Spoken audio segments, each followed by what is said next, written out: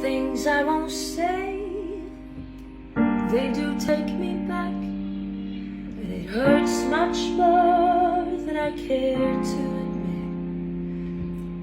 Nowhere to go and no